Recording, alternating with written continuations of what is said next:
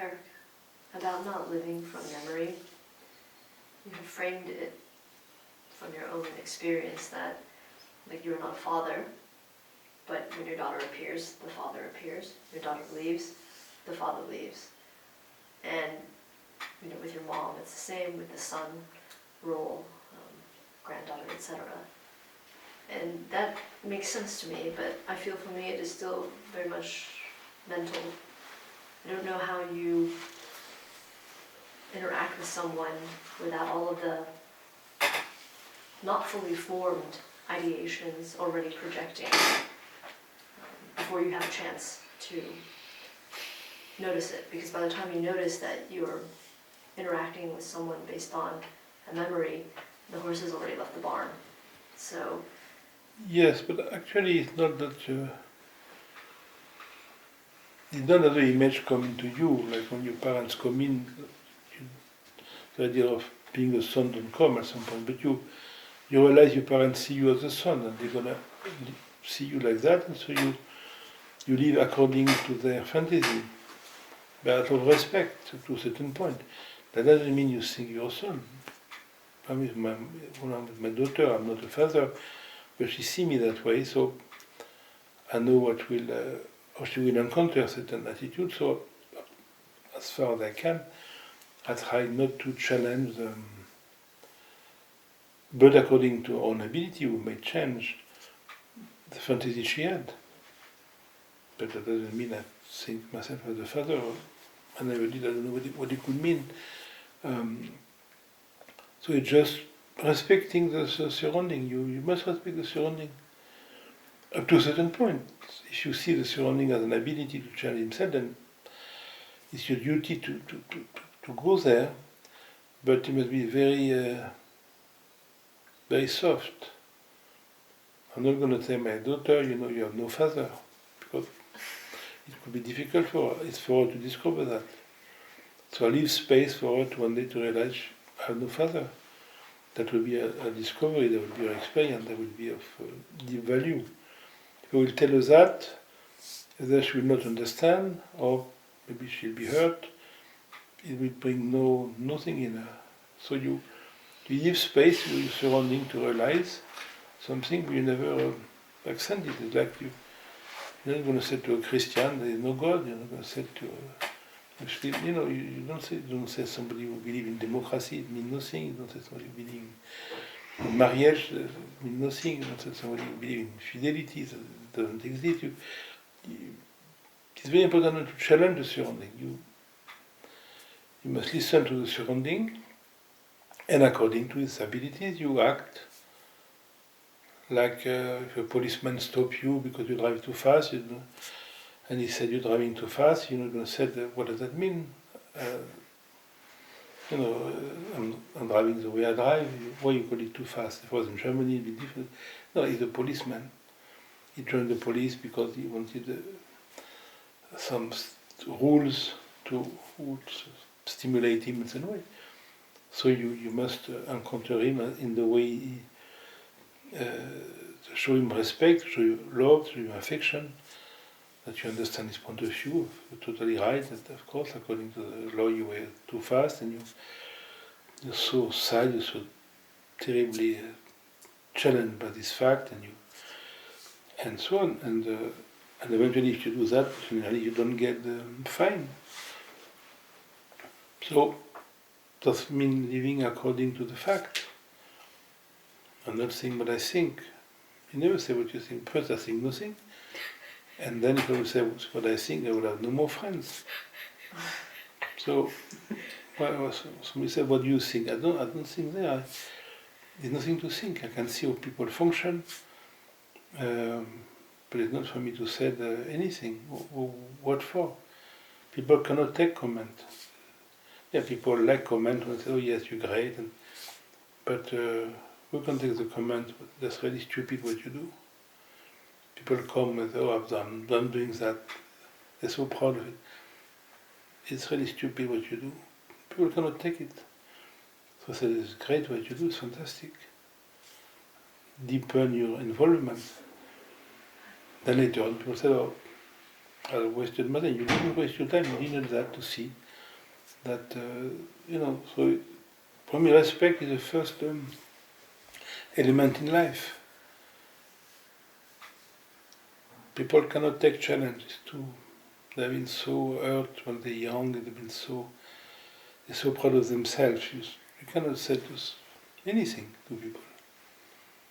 You cannot say to some woman your hairdo is really ridiculous.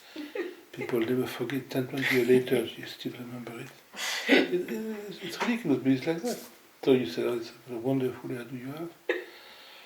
Then the person relax, maybe in the relaxation, she looks at the mirror and says, maybe it's a bit too much. Well, maybe. But she must see it. And she sees it by saying it is fantastic what you have. So you must always compliment people. So your parents, you compliment them. You think you're my mother, it's fantastic, you're such a great mother. You think you're my father, you're fantastic. I never had a better father than you, it's extraordinary. Only then, maybe if they have the grace of changing themselves, they may see something else. Most people don't. So they will die thinking they have a lovely daughter and so on and so on. And it is nice. Not everybody is to go to a cemetery, like the gorillas eating meat from corpses. It's I must respect the different walk of life. That's what actually touched me when I met Jean. I've been a little, because I was very young, but still I've been, before meeting him, I went to some spiritual, meeting, somewhere the people of Sri Aurobindo and the Mother, and I've been to some Buddhist thing, not much, but maybe 5, 6 different things. And all the people they were all the same. Nearly dressed the same, and the same ideas, and anything on food and politics. What I really did like in Jean Klein, that there was no one way. There were people of the extreme right. There were people totally communist. There were very rich people, very poor people. The yoga teacher selling, was an arm dealer. There was Michel Poniatowski, who was Minister of the Interior at the time. There were prostitutes working with Madame Claude, the highest prostitute house in Paris. There were people who didn't want to have sex with anything because they were this pure fantasy of having no sex. There were people doing so much yoga. There were people who think was only the discrimination, understanding was important. There were people of, all walk of life.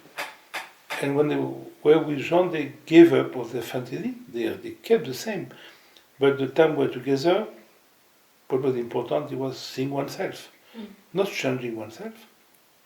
Not the rich to become poor, not the poor to become rich, not the one who don't want to sleep with any girl because he's afraid to sleep with everybody, not the one who sleeps with all the girls he sees, that he should change. No, there's nothing to change. You stay where you are, function, but see how you function. See when the fear comes, see when the desire comes, when the strategy comes, see when the assertion comes, just see the fact. And that's very interesting. That there's no two students of Jean Klein who look like the same.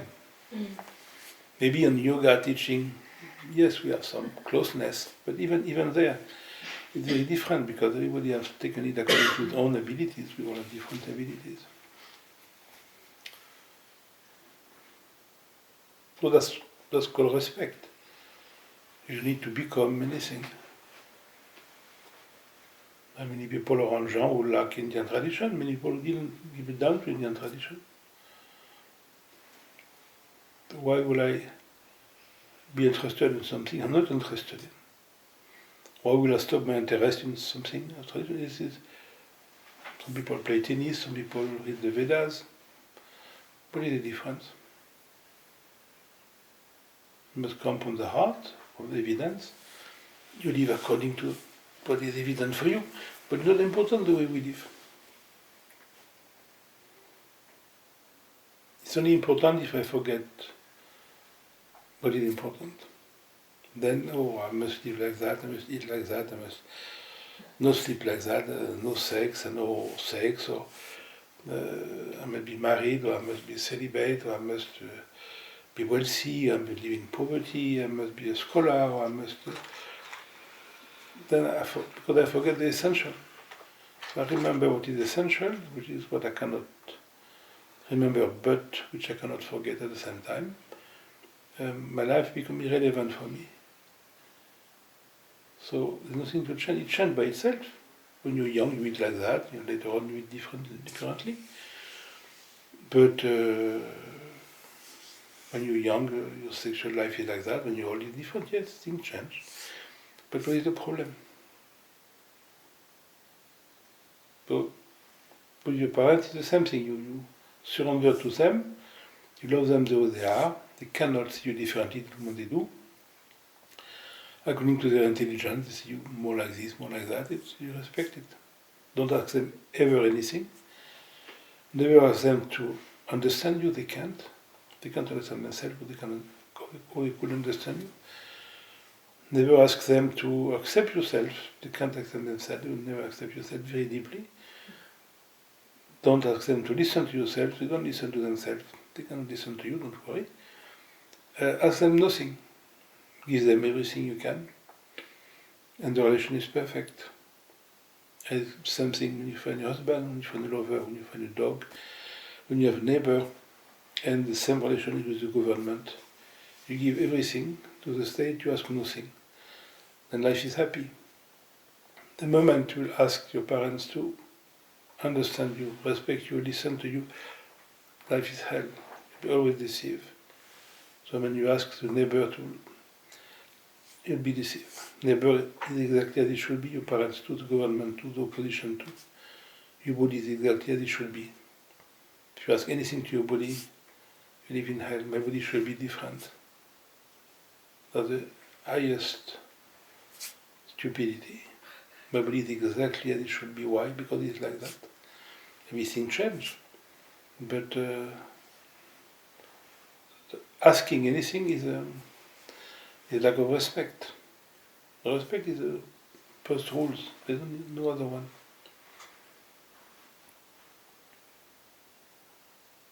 So no relation with your parents. You respect them, that's it.